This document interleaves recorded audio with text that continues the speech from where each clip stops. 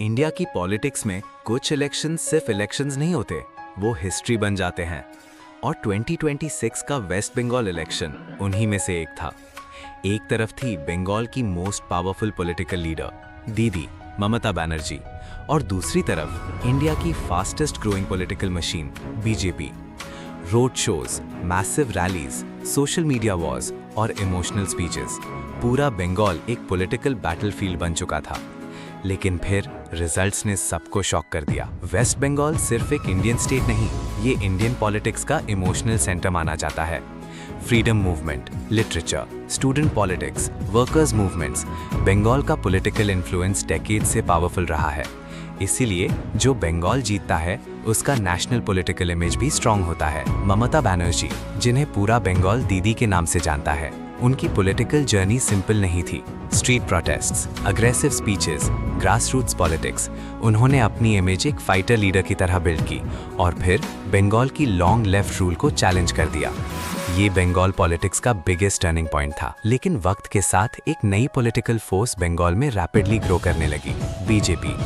पहले बंगाल में बीजेपी की प्रेजेंस लिमिटेड थी, लेकिन slowly massive campaigns, national leadership rallies और स्ट्रॉन्ग ऑर्गेनाइजेशन ने पॉलिटिकल इक्वेशन चेंज कर दिया और 2026 तक बैटल कंप्लीटली डायरेक्ट हो चुकी थी। दीदी versus BJP. 2026 election campaign India के सबसे अग्रेसिव पॉलिटिकल कैंपेन्स में से एक बन गया। हर दिन जायंट रैलीज हो रही थी, helicopters, road shows, thousands of party workers, social media पर non stop political content viral हो रहा था।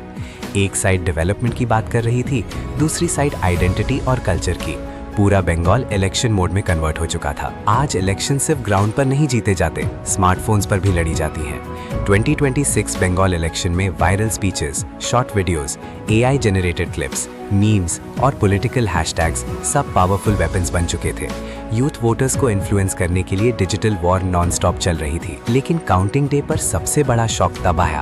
अर्ली ट्रेंड्स के अकॉर्डिंग बीजेपी मैसिव लीड ले रही थी और रिपोर्ट्स में कहा गया कि ममता बनर्जी अपनी स्ट्रॉन्ग होल्ड सीट भवानीपुर में भी स्ट्रगल कर रही हैं। पूरा पॉलिटिकल एटमॉस्फेयर सडनली चेंज हो गया।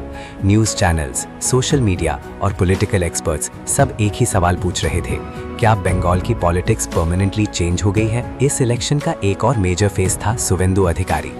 एक वक्त में वो टीएमसी के स्ट्रॉन्ग लीडर्स में से एक थे, लेकिन बीजेपी ज्वाइन करने के बाद वो बंगाल पॉलिटिक्स का मेजर ऑपोजिशन फेस बन गए और 2026 इलेक्शन में उनकी रोल को बीजेपी वेव का इंपॉर्टेंट फैक्टर माना गया। वेस्ट बंगाल इलेक्शन का इम्पैक्ट सिर्फ बंगाल तक लिमिटेड नहीं था, पूरे इंडिया की पॉलिटिक्स इस रिजल्ट को क्लोजली देख रही थी।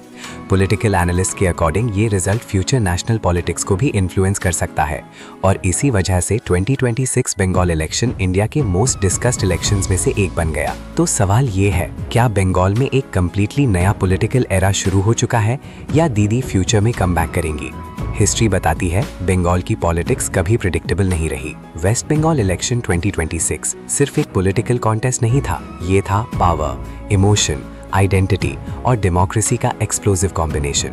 और इसी वजह से बंगाल की पॉलिटिकल स्टोरी पूरे इंडिया को फैसिनेट करती रहेगी। ऐसे ही सिनेमैटिक डॉक्यूमेंट्रीज के लिए चैनल को सब्सक्राइब जरूर करें।